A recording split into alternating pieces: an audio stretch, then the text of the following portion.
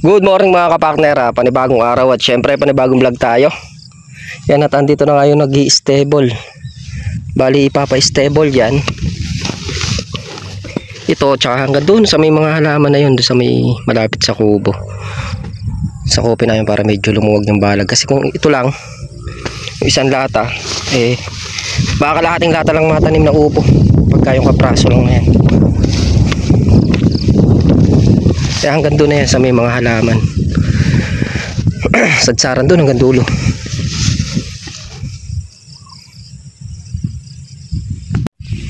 Yan, pag na-stable yan, papaano na rin natin, papatudling para dire-diretso yung pagtatanim namin. Hindi tayo mapuputulan ng harvest.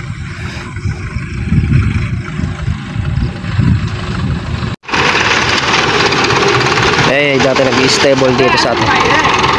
Ito po, tsaka kukuha lang po doon sa malapit sa kubo na yon. Doon sa malapit sa kubo na yung kukuha. Hanggang doon lang po sa may kubo. Opo, pag ganun, tapos diretso.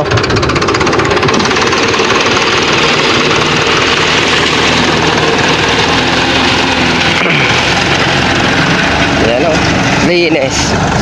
Isang bagsak pa lang. Hindi na ano. Ganda ng lupa.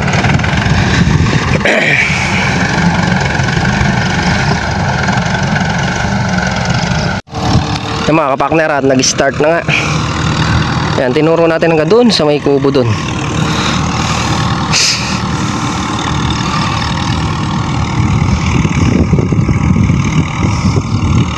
Matagal na rin nabakante itong ano na to. Yan yung pinagtalungan. Hindi na-asenso yung aming talong dito. Tatry natin sa upo. Yung upo naman kasi dati dito nag-click mga kapartner. Yung gapang namin. Maganda rin yung naging harvest nun doon sa upo. Try natin yung upo. Tsaka kasi ito na yung magiging ano yan, balag-balagan. Kasi pagka ano ito, tatanggalin na rin yan, no? Pero hindi pa ngayon. Ang liit pa yung kalamansi dito eh. Yung mga partner ay na pala yung stable. Yan. Malilinis na rin yung sa may mga halaman. Pag pinatudling yan mga kapartner, iaano na lang doon sa iaayon ang tudling niya kasi hiwak yung lupa sa gawin na yon. Kaya iaayon lang ni Mamboy. Si Mamboy bahala magtudling dyan.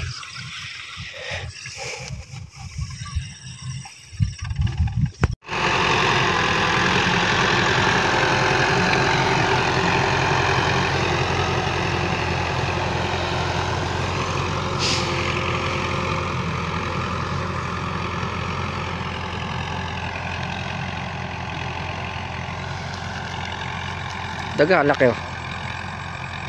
May dagang bukid pa pala.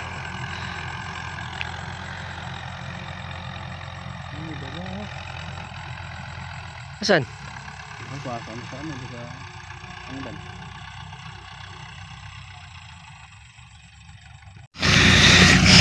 Yung mga kapartner, andito tayo sa halaman ni Sir. Ito yung balimbing. Ayan yung bunga. Tapos ayun pa. Yan sa baba. Yung iba nalalaglag na lang.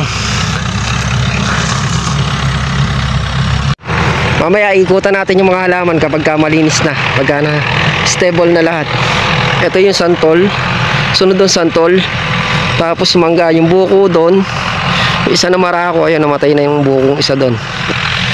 Pinakita na rin natin sa vlog dati yon, yung isang bukong hindi masenso.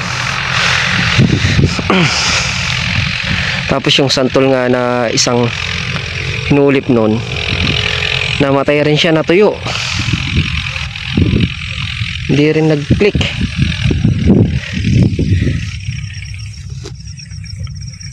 Ayan, ito yung maganda, yung mangga.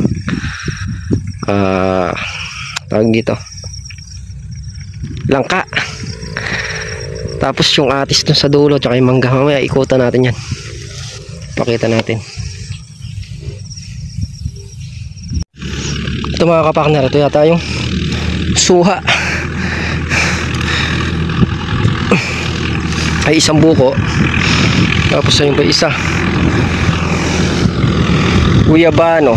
Ayun yung guyabano. Tapos may suha pa yatang isa dun. Yun yung tinulusan natin. Bali ang papa-stable yan hanggang dito lang muna. Yan. Ito lang kasi hindi pwede dito. May ano pa eh, may plastic pa. Baka masira yung stable. Hanggang dito lang muna pag ganun. Ito yung guyabano sir. Wala pa siyang ano, wala pa siyang bunga. Pero maganda na yung puno. Ang malaki na yung puno niya. Kahit yung mga nyog, wala pa rin ano yan, maliit pa. Yan o. Yung atis, simulan na mo nun, ngayon wala pa tayong natatanaw o kinakain siguro ng ibon. Yun meron. Wait po. Ito yung bunga sir. Yan. Tapos ayun pa.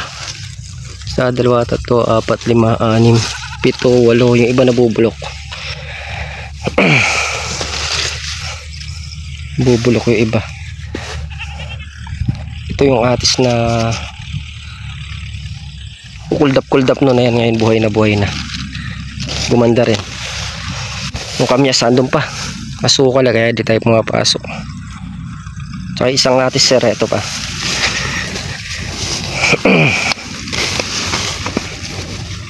Ito.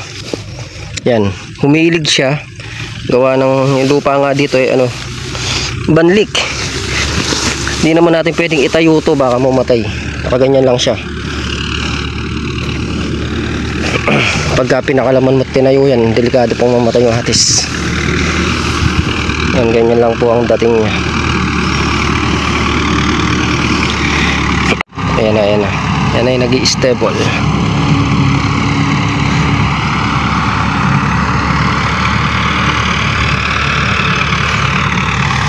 Ang magiging balag natin dyan,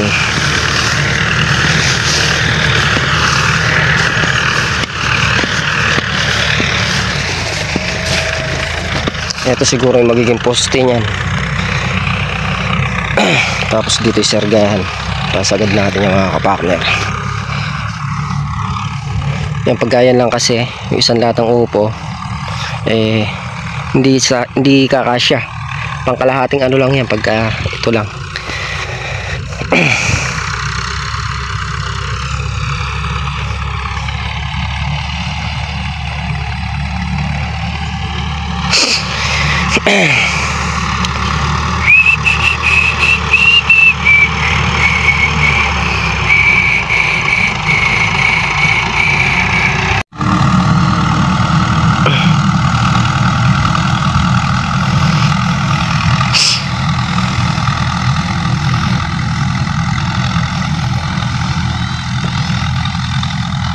Nangingibabaw yung mangga na yun, oh.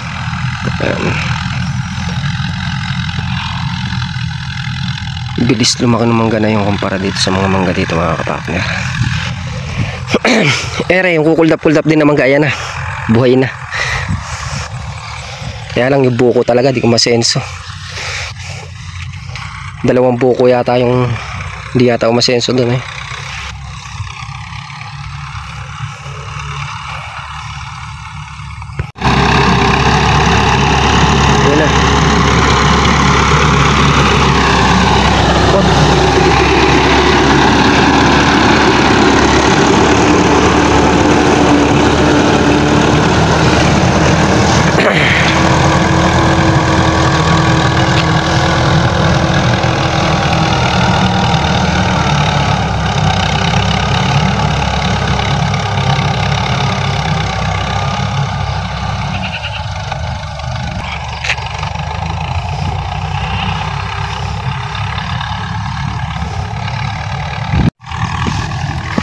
Bali, dodoblihin pa yung mga kapartner pagkayari ng isang ganyan. Pag nayari na lahat, ikutan pa ng isa. Tapos bukas so sa makalawa, papakalabo na natin. Yung mga kapartner, pinasakop natin hanggang dito lang sa may guyabano. Pag ganun lang, kasi hindi pwede dito eh. Ano siya, baka mamaya makaano ng alambre. Hindi pa clear na clear talaga to. Meron pa mga alambre na nakakalot sa gawin na yan. Kaya hanggang dito muna yung stebolin. Baka masira yung pang stable. Yung talim.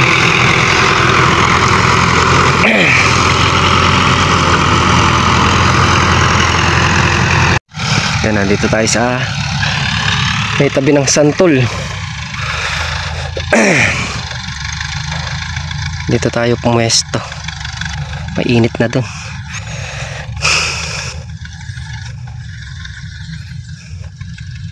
Yung mga kapartner, pag nabalagan to, ayan, lagi na makikita nila Sir Jun tong mga halaman. Kasi bibihira kami makapunta talaga dito. Gawa ng nag-focus nga kami doon sa tsaka talagang maluwang yung tinatrabaho namin na yan. Kaya hindi tayo nakakarating dito. Pero ngayon nabawasan yung tinatrabaho namin kasi puro kalamansi na lang. Yung kalamansi naman ay madali ng trabahuhin. Pagkadamo-damo at spray na lang yun. Kaya ito kaya-kaya ng trabahuhin.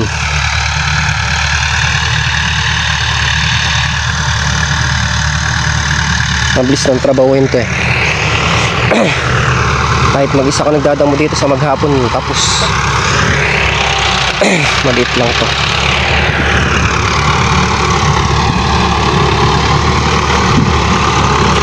Dati nung may talong to,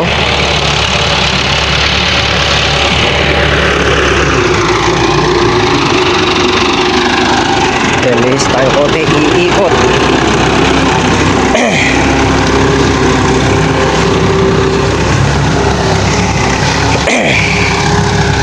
Dati nung may talong yan, 2 araw o 1 araw at kalahati ko yata dinadam. Mano-mano. Eh sa grass cutter, saglit lang yan. Lalo na pagka upo yung tanim mo, saglit lang sa grass cutter yan. Hindi na matrabaho yung upo eh. Yan, sana lang yung tatanim natin dito mga kapartner mag-click. Kasi susugal lang tayo. Kumita tayong konti dito sa upo, ibabalandra lang din natin dito. Papaikutin lang natin yung puhunan. Wala man tayong puhunan na malaki. Kaya yung kita ko lang dito sa upo, yun lang din ang ipapasa natin dito.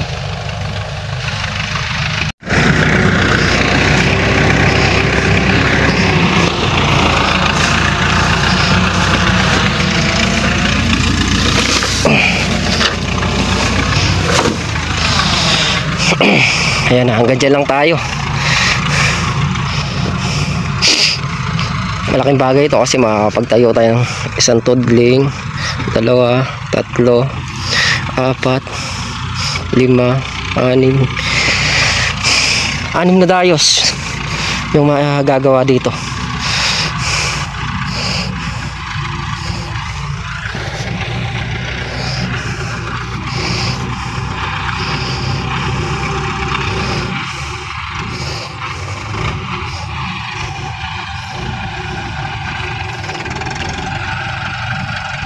Ito na yung langka.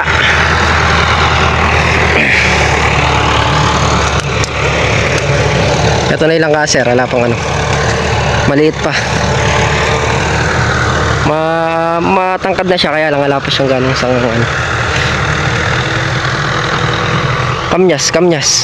kamyas, ayun, wala pa rin bunga yung kamyas.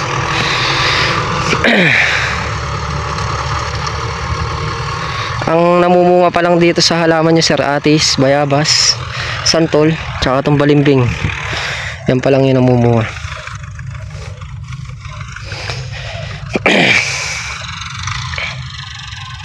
Tapos ayun nga pala yung rambutan sa dulon-dulo. Doon nakatanim yan, ayan, doon nakatulos na yun, maliit pa.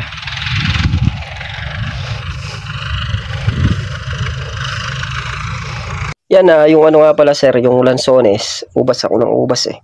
Yung lansones, napakita ko na rin sa nakaraang vlog yan, yung may talong pa. Tuyo na yung puno nun, namatay na. Matagal nang patay yung lansones na yun. Nandun sa isang vlog natin yun sa may tanim pang talong. Kasabay nung sinabi kong yung buko na marako ka ako na hindi maasenso. Pati yung buko hindi umaasenso doon, yun nga, patay na rin. Pero yung may ilang buko na talagang umano doon, lumaki siya. nandun malapit doon sa may dating ampalayahan, tapos dito sa gawin dito may mga bukong tumubo, tsaka yung santol na hinulip, yun nga natuyo din yun kasabay nung lansones na nagtuyo yan, bandang ano yun tag-araw yata. Sobrang katirika ng araw nun dito. Doon namatay yun, pero bukod doon yung mga halaman yung tinanim dito sir, okay naman, mga buhay naman bukod sa buko, santol, lansones. Pero may pinunla tayong santol na galing mismo dito sa may puno nyo. Kaya lang medyo maliit pa, mga isang ganyan pa lang. Papalakihin pa natin ang gusto, iuhulip na lang natin dyan. Hindi ka naman din mainip sa loob ng 1 year, 2 years, medyo malaki na yan. Ang bilis lang naman ang panahon ngayon. Tapos may mga langka din na nakapunla dyan.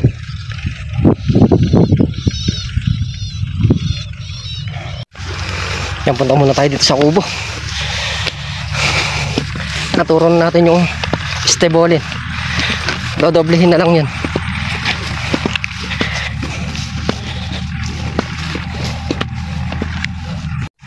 Ito naman yung update sa tinanim natin. Papaya yan. Medyo lanta pa siya ng konti, pero recover na. Yung mga kapartner. Pag nalinis yun, sulok na yun hanggang dun. Pagka may papaya pa, magtatanim tayo para hindi na sinusukal ng husto. Hanap natin kasi yung pang matagalang solusyon, yung tama magkakadamo siya, hindi na siya ganun kakapal dahil makakukobera na ng dahon ng papaya. Yan, tapos na mag stable, papakainin lang natin yung mga partner, at mamaya nga pupuntahan natin yung stable doon. Tingnan natin yung finish. Kanina niwanan natin yung pa lang unang daan pa lang, pinangalawahan pa. Bali mag-scatter muna tayo ng sitaw.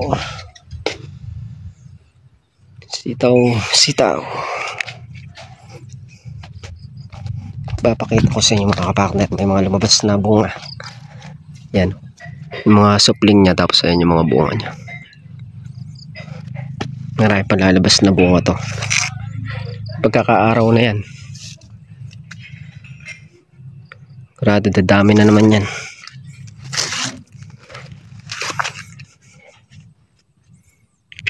Ito yung sitaw natin dito. Ito.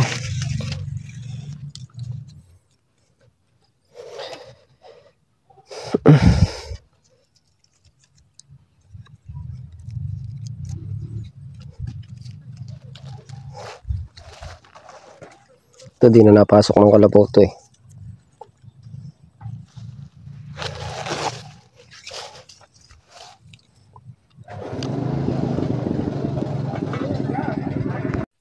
Yung mga partner, nag-scatter nga tayo ng sitaw. Ayan na yung na-scatter natin mula dito papunta doon. Ayan, papako tayong video kay Miss kapartner. Pati patayo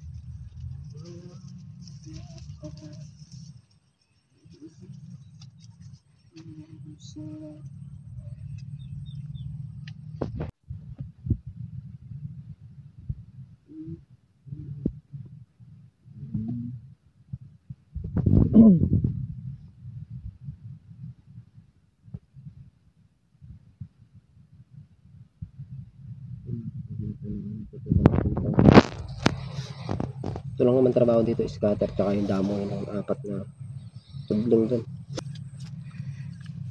Nakulit na yung umaakyat, hindi pa siya dyan pwede Kaya matrabaho sitaw, tatanim ka ng sitaw. Yan, aalaya mo siya sa pag-akyat mo. Pero pag binigyan ka naman ng bunga niya, Bawi ka. kailangan mamahalin mo rin yung halaman para mahalin ka rin. Bigyan ka pag malasakitan ka rin. Bigyan ka ng madaming ani.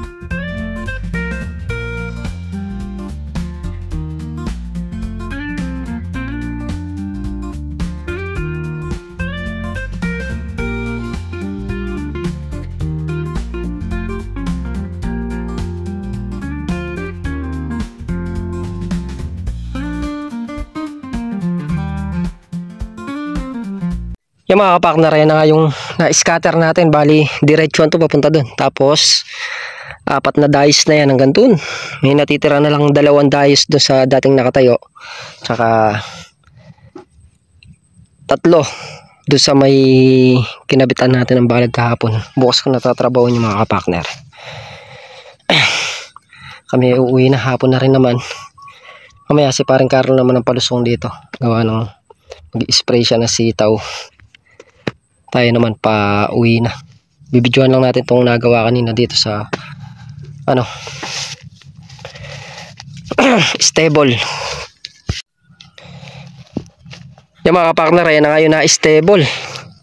Yan, tutudlingan na lang ng kalabaw yun pagka sa makalawa. Papatudling natin sa kalabaw para makapagtanim na. Bali ito, hanggang dito lang yung magiging balag niyan. Hanggang dito siguro. Yan, hanggang dun. Tapos itong parte na to, bibili tayo ng punlang sili dyan, yung talbusan. Dito natin ikakana sa tatsulok na yan para hindi na rin dinadamo to, para naasikaso ng gusto. Kasi kung wala man tanim yan, talagang magdadamo lang. Pero kung tatamnan natin yan, laging malinis siya mga kapakner. Madadamay sa linis yan, buong na yan. Kaya hindi natin dinadamo ng pagkain din ng kambing pero ngayon tatamnan na, obligado natin dinisin lagi yan. Yan, na-video ko na rin yung mga halaman ni sir kanina. Yan, mapapanood nyo na lang sa video na ito mga kapakner. Yan, malinis na. Init. Iya mga kapakner, at punta na ulit tayo sa Kubo gawa ng sobrang init Mamaya pa sana kami uwi walang kahangin na, hindi na mainit Paaga pa mga kapakner, alas 3 pa lang. Alang hangin. Sobra init din Yan, pamaya-maya nga tulad sabi ko kanina, si paring Carlo, siya naman ang parating dito. Yan, kaya magat hapon may tao dito.